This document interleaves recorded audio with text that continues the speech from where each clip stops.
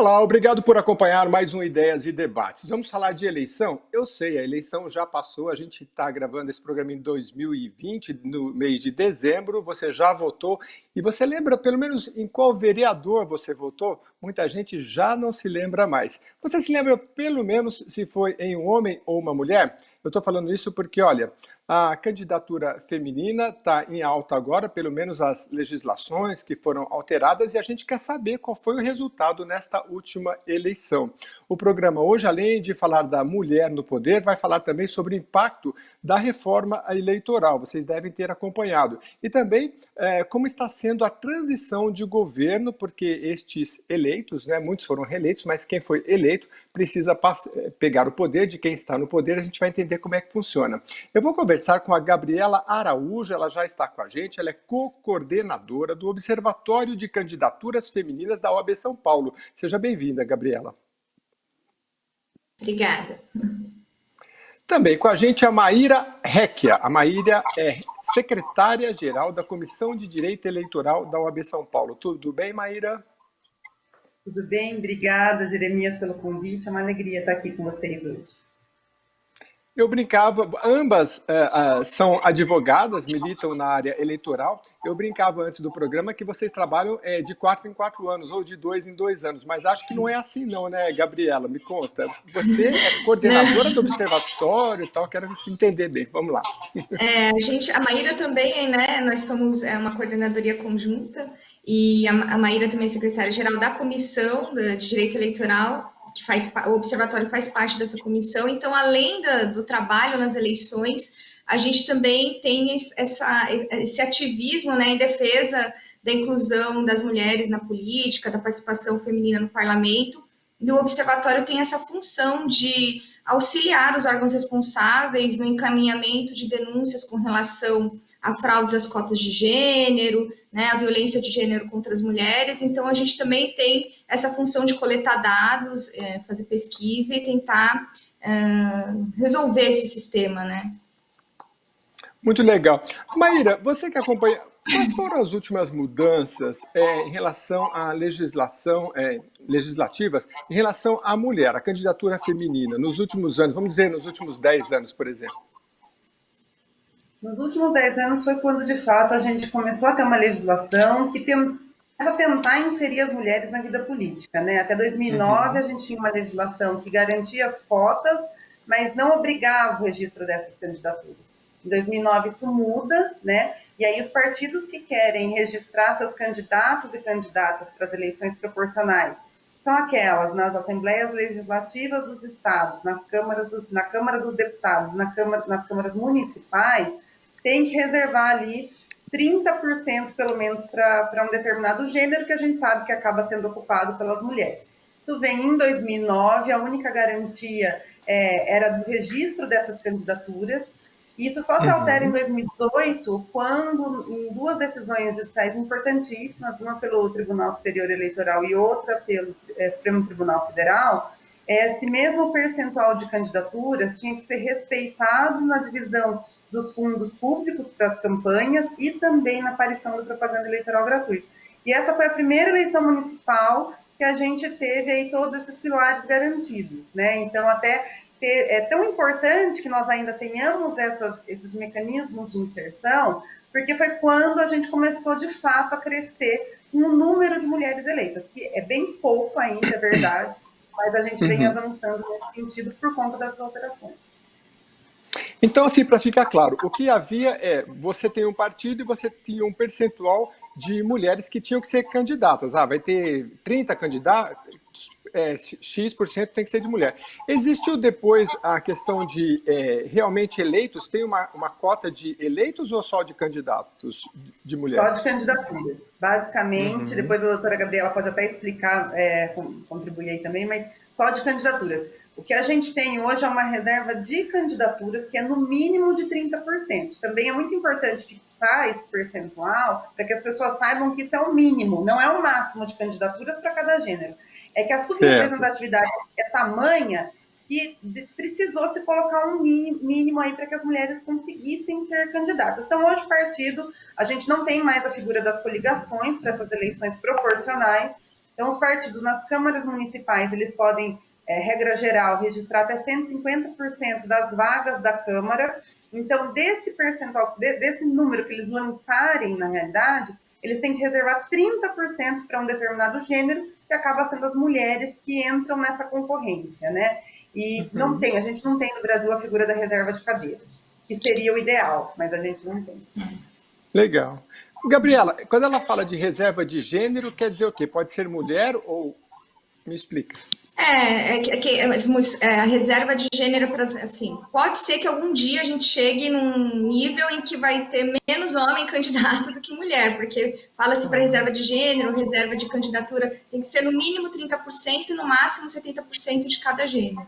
Então, só que atualmente a gente sabe que essa regra foi criada para as mulheres, né? Porque as mulheres sempre tiveram muita dificuldade de colocar suas candidaturas, então a lei eleitoral estabeleceu um mínimo de candidatura. Isso, nesse quadro também pode-se incluir as mulheres trans, né? Então você pode se identificar pelo seu nome social, se você se identificar como mulher, você é classificada ali nessa reserva de 30% de candidaturas femininas, mas a gente teve esse problema porque, assim, antes era difícil para conseguir ser candidata. Quando se estipulou essa reserva de 30% de candidaturas, os partidos começaram e a gente vê isso, vocês devem acompanhar muito também nos noticiários, os partidos começaram a cumprir, entre aspas, cotas, colocavam as candidatas ali para preencher os 30%, mas não destinavam recursos, não davam visibilidade para essas candidaturas, e o que era mais comum era você ter mulheres sem voto, né? Era muito comum esse tipo de candidatura, que a gente chama até de candidatura laranja, né? Popularizado como candidatura laranja.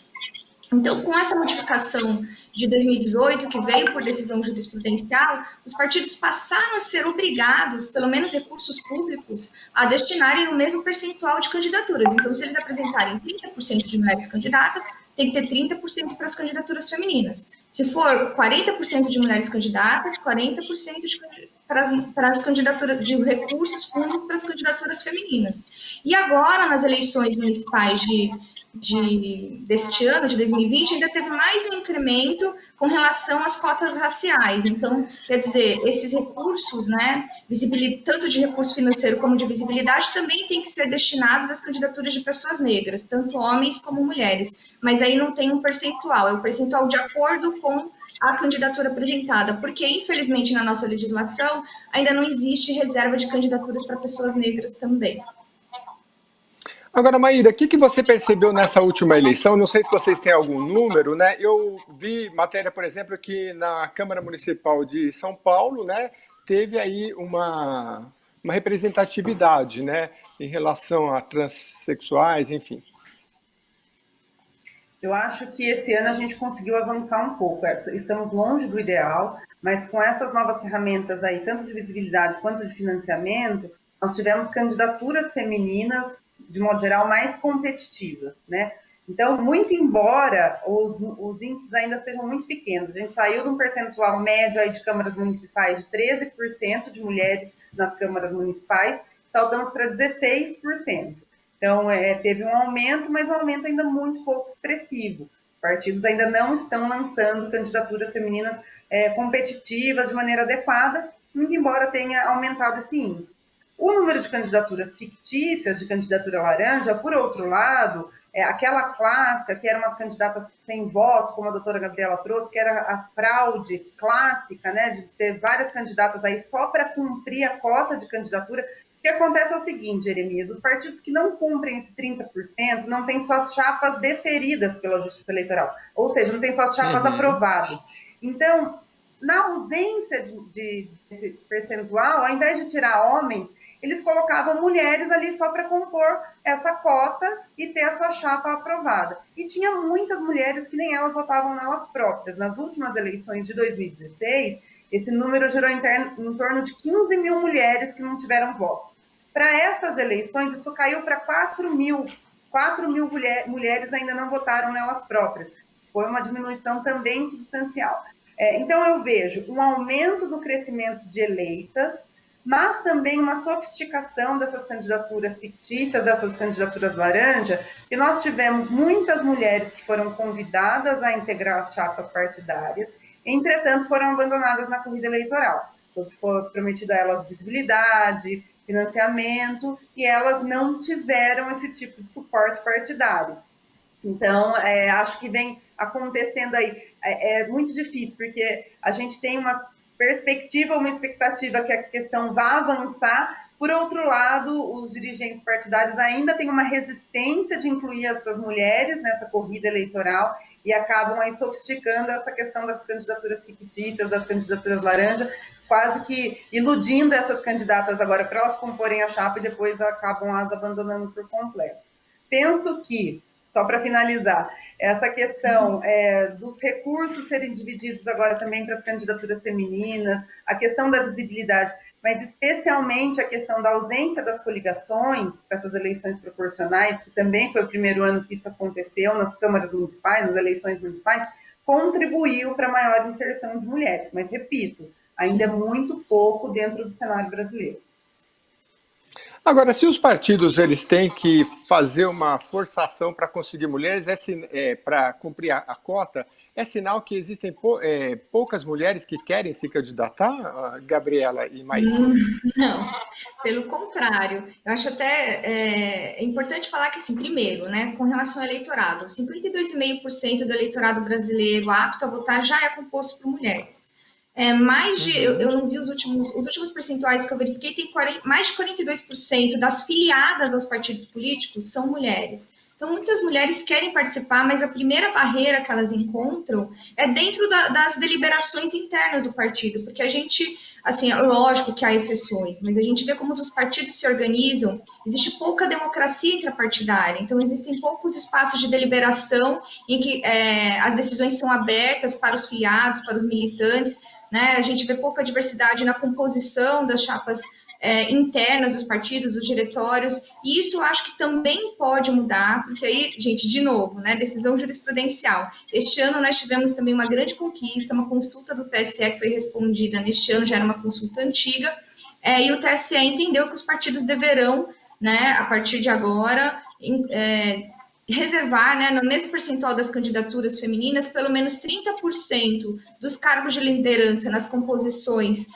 partidárias para as mulheres. Então, acho que isso talvez, quando você... E a gente fala isso até com relação à OAB, né? Essa semana nós tivemos uma conquista para as mulheres advogadas, porque a OAB também decidiu que nas próximas eleições de 2021, as eleições da OAB, 50% das chapas deverão ser compostas por mulheres, até um avanço com relação à realidade, né, dos partidos e das eleições. Mas, assim, se a gente não tem democracia social, fora só até você falou, achei engraçado, cada 4 anos, né, as eleições, no caso a gente tem dividido, né, 2 anos regionais e as gerais, se a gente não puder votar em outros espaços, se a gente não tiver democracia social também, não adianta, porque você não consegue chegar na hora, vai sair caçando mulher para participar, vai sair caçando eleitor para, de repente, ter um ideal. Não, o eleitor, o filiado, o militante, as mulheres, né, essa diversidade toda tem que poder participar da construção democrática do país, e isso não é só no momento da eleição de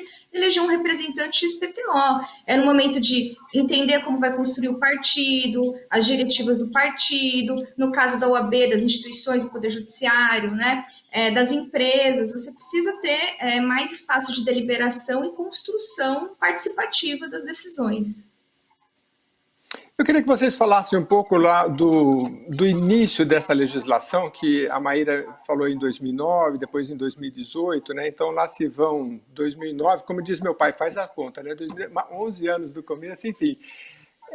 A questão cultural, porque eu já li, por exemplo, mulheres falando, olha, quando você chega numa mesa, seja numa empresa ou num local de poder como é a política, se tem 10 homens e uma mulher, o próprio ambiente limita um pouco a atuação feminina, né? Então eu queria que vocês falassem em relação à cultura, o que se pode trabalhar e mudar, e se a Ordem dos Advogados, por meio da comissão de vocês, trabalha nesse sentido educativo e cultural na população.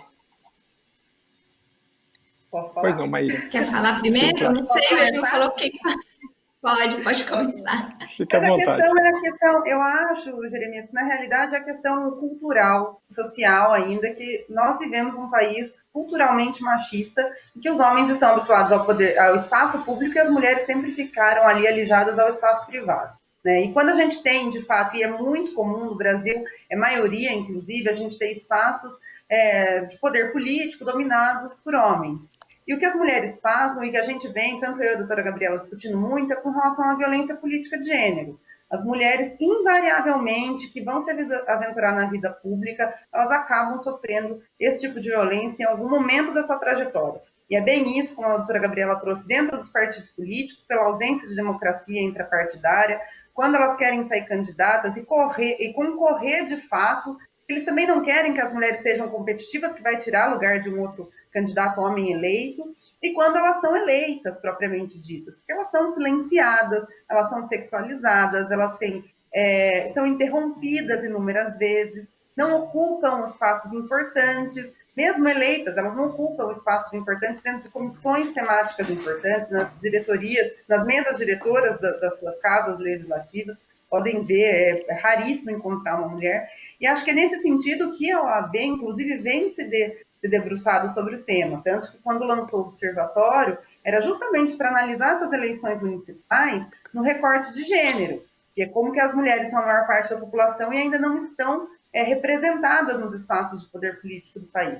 E acho que, puxando a sardinha aqui para o nosso lado, tanto meu quanto da doutora Gabriela, a OAB deu um exemplo de democracia quando essa semana aprovou a paridade para seus órgãos constituintes, assim, para suas diretorias, para os seus conselhos, dizendo, olha, a representatividade importa, as mulheres precisam ocupar esses espaços, e aqui eu falo, apesar de ser uma mulher branca, que não é só as mulheres brancas, são as mulheres brancas, as mulheres negras, tem que ter a diversidade, tanto na questão de gênero, mas também na questão de raça. O Brasil é um país diverso e a gente precisa de diversidade nos espaços de poder, né? Então, eu penso que a gente precisa mudar a cultura, a gente precisa também de bancadas feministas e antirracistas, não só bancadas femininas que vão reproduzir um comportamento já patriarcal, intrínseco na nossa sociedade. Então, acho que a gente precisa mudar a cultura, mudar a educação e fazer com que essas pessoas cheguem, de fato, nessas esferas de poder.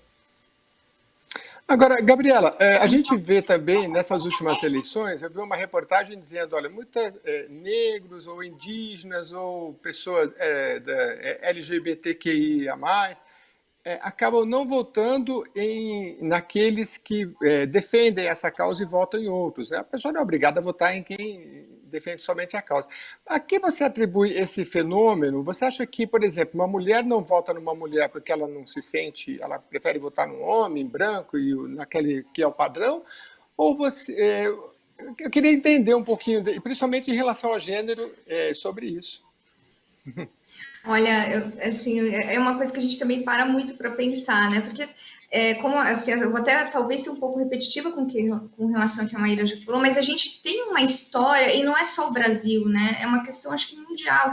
As mulheres, elas ficaram muito tempo reservadas à esfera doméstica, né? Então, tinha a esfera pública, que era dada aos homens, e as mulheres tinham ali um padrão. Tinha que cuidar do lar, cuidar dos filhos, procriação. Tem um padrão estereótipo do que é ser uma mulher, né, ideal, que tem que ser uma mulher delicada. Então, assim, eu acho que essa cultura, né, vem arraigada de séculos. E aí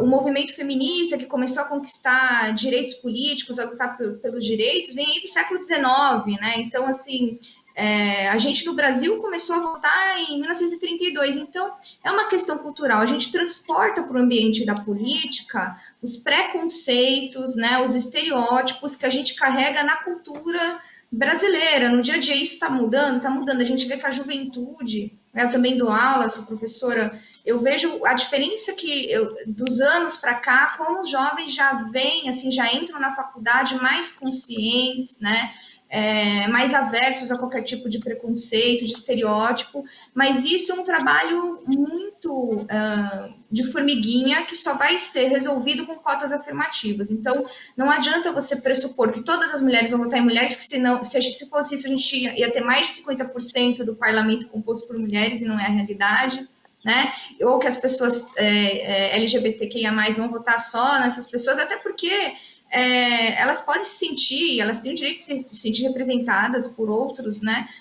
Por outras pessoas, mas a gente precisa dar oportunidade, de que as pessoas saibam que todos têm as mesmas capacidades, né? E que esses estereótipos de divisão sexual do trabalho, eles precisam ser quebrados. A gente está avançando uma democracia paritária. Mas, para isso, precisa ter cota afirmativa, não tem outro jeito. É o que as instituições precisam começar a fazer, o que a OAB entendeu e fez agora com esse exemplo. Eu espero que esse exemplo da OAB de reservar 50% das chapas, né, das listas, que na verdade é diferente na OAB, né, é garantido, se uma chapa ganhar na OAB, ela vai ter 50% de mulheres, então isso já garante mais. Então você tem que ter uma alteração estrutural, institucional, para que a democracia se concretize. Então, no caso do Brasil, a gente teria que, eu entendo que as cotas do jeito que estão não são suficientes, a gente teria que incrementar, eventualmente, reservando vaga no legislativo, para que as mulheres sejam eleitas, por exemplo. Pois é, no Legislativo, não só paulista, né, mas no Senado, na Câmara Federal, o percentual feminino ainda é muito pequeno, ainda que tenhamos todas essas legislações aí há pelo menos uma década. Bom, mas eu prometi falar de reforma eleitoral também, e eu queria que vocês falassem do fim das coligações proporcionais, explicar um pouquinho o que é isso e qual é o saldo dessa mudança nas últimas eleições, começando aí pela Maíra. Até as últimas eleições, a gente tinha, os partidos poderiam se coligar, né, para fazerem aí o lançamento das suas chapas, para justamente ocupar esses espaços nas câmaras municipais, na Assembleia Legislativa dos Estados e na Câmara dos Deputados. O Senado não entra aí nessa eleição proporcional. Até as últimas eleições, os partidos eles se uniam e lançavam uma chapa e funcionavam como sendo uma única coligação. Isso fazia muitas vezes que as candidaturas femininas elas não tivessem o adequado investimento, porque tinham partidos, inclusive, que lançavam, que valia era a proporção da coligação, então tinham partidos, inclusive, que lançavam só homens, e aí outros lançavam só mulheres, para na somatória geral ter aquele 30% lá de mulheres candidatas. Quando a gente tem essa alteração, e agora os partidos têm que lançar chapas próprias, e aí cada um observando esse percentual mínimo de gênero, a gente teve, né, que eles tivessem aí que investir mais nessas candidaturas, porque senão eles, pela somatória dos votos, que isso valia tanto na coligação quanto agora nas chapas puras, digamos assim, eles tinham que ter uma somatória de votos para fazer uma única cadeira. Então, se eles de fato não colocassem candidaturas femininas competitivas ou mulheres que tinham alguma visibilidade para também ajudar a puxar votos para fazer um candidato, enfim, eles não conseguiriam atingir esse quociente mínimo que a gente fala, que é o quociente eleitoral, para cada vez que você atingir ele, você elege uma cadeira, um representante para aquela cadeira. Então, foi uma alteração importante justamente para que a gente tivesse maior competitividade nas candidaturas femininas. Eu vejo isso com bons olhos, eu acho que a gente acaba eliminando aí os grandes detentores de poder de uma região inteira, então agora os partidos têm que lançar suas próprias chapas, cada chapa com o seu percentual mínimo de gênero, né, no mínimo de 30%, e acho que esse foi um dos fatores também que ajudou a contribuir pelo aumento de número de mulheres eleitas. Mesmo que não tenha sido muito, né? Ainda acho que eu entendi, mas assim, quer dizer que aquela coligação que a gente via na TV, coligação PPPPP não parava nunca mais, que era um monte de partido, então isso não existe mais, e como é que você vê o saldo nessa eleição? Eu gostei da explicação da Maíra, porque ela falou em relação ao poder, né? Às vezes você tem um partido forte, ele se coliga a muitos outros, né? E você tem uma figura só que chama voto, então dessa forma você deixa mais igualitário, é isso, pelo que eu entendi, Gabriela. Agora, só que ainda existe coligação, mas só para o majoritário. Assim, ainda existe coligação, mas, por exemplo, você pode ter PT, PP, igual você falou, mas todos apoiando, para prefeito, por exemplo. Prefeito. Mas para as chapas de vereadores, e agora nas próximas eleições de deputado, aí não pode ter coligação proporcional, entre chapas proporcionais. Isso é bom porque é isso, todos os partidos vão ter que ter mulheres viáveis. E aquela coisa de puxar voto para poder subir o quociente eleitoral, ela só vai funcionar dentro de cada partido. Antes, tinha um puxador de voto que puxava gente de partidos nanicos, por exemplo, porque a coligação toda era beneficiada. Isso também ajuda com relação ao ideal do partido, né? Então, você não vai ter aquela coisa estranha, que isso acontece muito em eleições municipais, de partidos que se dizem de esquerda e os partidos que se dizem de direita, aliados numa coligação. Aí você vai lá, vota numa pessoa de esquerda ou de direita e elege um de... né, de ideais completamente opostos. Agora o partido vai ter que ter um plano, vai ter que ter, olha, esse é o meu projeto de sociedade, de Estado, de país, e se você votar em mim, você vai eleger alguém que comunga desse projeto. Isso é muito bom porque isso, no mesmo sentido, estimula a participação popular, estimula que os filiados, que as pessoas, que os cidadãos se filiem mais aos partidos, né? A gente precisa fortalecer os partidos. O partido acaba sendo filtro, né, para o alcance, para se chegar ao poder. Vocês acham que isso pode fortalecer os partidos? Porque o que a gente tem visto nas últimas eleições é que às vezes a gente vê a foto do candidato e já não vê nem o nome do partido mais, né? Então ficou muito personalizado, porque é aquele cara que todo mundo conhece, mais partido mesmo, e foram trocando de nome, enfim, né? Como é que você vê isso, Maíra? Você acha que é uma forma de ir resgatando também a força do partido? Eu acho que sim. Muito embora a gente tenha hoje no Brasil, eu acho um número muito expressivo, a gente tem por volta de 33 partidos políticos, com muitos, inclusive, com ideologias bastante similares, né? Então, mas acho que é uma tentativa, sim, de fortalecimento partidário.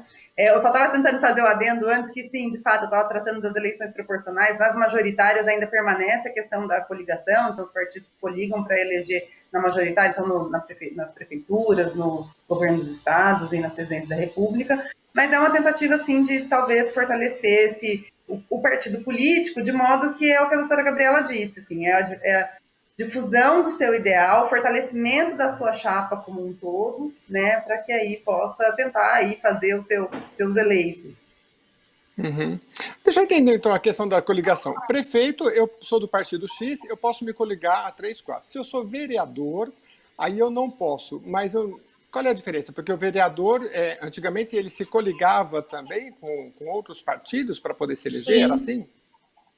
Se coligava, e o problema é o seguinte, que coligavam partidos, vamos supor, uns partidos mais, esses conhecidos, né, tipo Fla-Flu, PT e PSDB podiam se coligar eventualmente, né, e aí um cidadão votar e falar, eu quero votar no PT, mas pela somatória de votos ele elegia um vereador do PSDB, por exemplo, ou vice-versa, quero votar no PSDB. Então isso era muito estranho, porque o nosso sistema de cálculo de contagem de votos para o proporcional, para vereador, deputado, é diferente, ele soma, né? Então ele somava antigamente a junção do voto de todos esses partidos, e agora só vai somada, cada um tem o seu partido, então não vai mais ter o Tiririca, por exemplo, que também foi um caso clássico. Um caso clássico, ele só vai poder eleger, ser puxador de votos de pessoas do mesmo partido dele, né? Não vai mais poder puxar votos de pessoas de outros partidos. Era muito estranho. E no majoritário não tem isso, né? É o voto cabeça, né? Você vota naquele candidato, o voto é só dele. Qual a diferença entre... primeiro, eu queria saber do impacto da obrigatoriedade de constituir diretórios municipais para concorrer às eleições. Não sei se isso é tão relevante, mas podia explicar um pouquinho para a gente, Maíra? A Gabriela podia explicar, eu só queria fazer não sei se a pois não. Explicar, eu só queria fazer um adendo, Jeremias, que a gente fica falando assim, é importante que as pessoas saibam como que funciona essa escolha para as eleições. Os partidos fazem convenções municipais, talvez aí que seja importante da questão dos diretórios municipais. Os partidos fazem suas convenções, tem um prazo, então tem um prazo de filiação no começo do ano. Esse ano foi um pouco diferente por conta da pandemia, mas tem um prazo que as pessoas têm que estar filiadas 6 meses antes da eleição. Aí os partidos políticos marcam suas convenções municipais para os convencionais partidários escolherem ali quem serão os candidatos da chapa e as candidatas da chapa, né? Passa por uma votação interna e também se haverá coligação ou não para a majoritária, para a chapa do Poder Executivo, por exemplo, né? E aí esses partidos lançam, portanto, as suas chapas de candidaturas proporcionais e ali eles definem se irão se coligar a outros ou se lançarão candidatos próprios para as chapas majoritárias. Então, é basicamente isso. Então, os partidos decidem entre eles isoladamente e depois se unem, eventualmente, numa coligação majoritária. Não sei se ficou mais claro agora, nesse sentido, como funciona. Assim, na verdade, é porque o que é muito comum nos municípios são as comissões provisórias, né? Então, tá vindo um retorno do meu áudio, né? Não sei se vocês estão me ouvindo bem. A gente está te ouvindo, também estou ouvindo o retorno, mas dá para entender perfeitamente.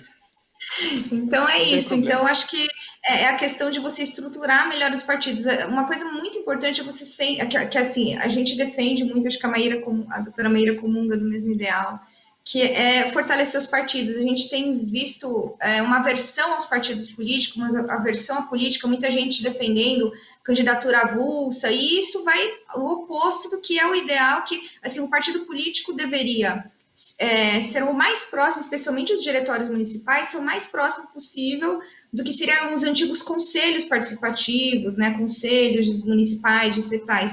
Então, a ser aberto à sociedade, ele ter uma relação direta com a sociedade, absorver o que a sociedade precisa ali no município e ter um plano, um programa, não só no dia da eleição, parecer com aqueles planos de governo esdrúxulos, e é por isso que muitas vezes as pessoas têm aversão ao partido. Então, a solução é fortalecer o partido e não esvaziar, e não fortalecer a pessoa, porque quando você elege uma pessoa, uma figura, você diminui muito, né, a capacidade de relacionamento, inclusive de representatividade, especialmente dentro do parlamento.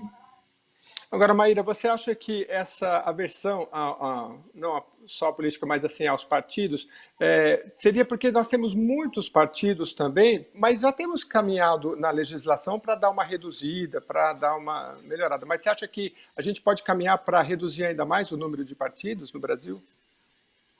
É que eu acho que muitos partidos eles foram se desdobrando mais para ter um monopólio do poder propriamente dito do que por conta de ideologia. A gente tem muitos partidos com ideologias muito similares, mas que as pessoas não gostam de dividir dentro do próprio espaço o poder, então acabam pulverizando ali. O que eu gosto sempre de chamar a atenção é que é importante que a gente fortaleça os partidos políticos, que as pessoas se identifiquem com os partidos políticos e que atuem de fato na política ou acompanhem a política, porque com essa discussão com relação aos municípios, a gente vem travando de eleições municipais. Eu costumo sempre dizer, o presidente da OAB, o presidente Caio, inclusive, fala bastante sobre isso quando inaugura sucessões, está em pós-sucessões, que a nossa vida acontece de fato nos municípios, né? Ninguém mora no Estado, ninguém mora na União. A educação é feita nos municípios, a saúde, a segurança, tudo acontece no município. Então, é de suma importância que as pessoas se envolvam com a política. A gente precisa começar a perder esse estigma e esse preconceito de que político não presta, ou então que a política não é feita por pessoas corretas, que na realidade a nossa vida é política. Tudo que a gente tem é que decidir resvala de alguma maneira no aspecto político. Então, eu penso que, independente do número de partidos políticos, é necessário que eles estejam sempre fortalecidos, né? Eu acho que é muito importante, inclusive, que as pessoas acabem se envolvendo aí com todas essas discussões. Muito bem, vocês estão falando aí, a gente está caminhando para o final, mas eu dei um Google aqui, ó, Mulheres Eleitas 2020, olha que me apareceu, só 9 mulheres são eleitas prefeitas nas 96 maiores cidades, né, do Brasil, só 9 mulheres em 96, tá ok, 10%, é mais ou menos o índice que a gente vem acompanhando. Mulheres representam apenas 12% dos prefeitos eleitos no primeiro turno. Há uma notícia boa, cresce número de mulheres candidatas e eleitas no pleito. Enfim, aqui, mas enfim, cresce, mas assim, cresce quanto, né? Pelos números que a gente mostrou anteriormente, é muito pouquinho, né? Mas a legislação tem acompanhando, tem muita mudança. A Ordem dos Advogados do Brasil, seção São Paulo, eu estou sabendo agora por meio de vocês, tem essa, eu não sei como é que eu poderia chamar, não sei se é cota, né, de 50%, é só na OAB São Paulo ou é no Brasil? É paridade. É 50%. E as chapas da OAB, elas são eleitas fechadas, né? Então, são listas fechadas, é diferente do sistema eleitoral brasileiro, que é esse sistema proporcional, né? Então, são listas fechadas. Então, você já apresenta a chapa com 50% de homens e 50% de mulheres, e sendo 30% pessoas negras. Eu acho que a OAB vai ficar mais diversa e mais bonita até agora. Eu estou achando isso. Eu acho, assim, eu fiz uma reportagem esses dias e a gente vai analisando, né? Por exemplo, falava sobre a justiça, se a justiça existe preconceito na justiça ou não, né? E se você for analisar que a maioria dos magistrados, do Ministério Público, tudo é composto por homens, enfim, brancos, enfim. Aí eu estava justamente explicando que se isso influencia ou não os julgamentos, né? A conclusão que se chegou naquele pequeno debate é que sim, que se influencia. Então, se você tem a diversidade de mais mulheres, mais negros, transexuais, enfim, em todos os níveis de poder, logicamente vai ser bom para todo mundo, até porque a diversidade ajuda a gente a pensar de forma diferente, né? Bom, eu queria saber, então, a diferença, já que o programa está bem didático, entre fundo partidário e fundo eleitoral, porque esse debate foi tão intenso, e para a gente resgatar um pouquinho, se houve alguma mudança aí na última legislação, Maíra, por favor.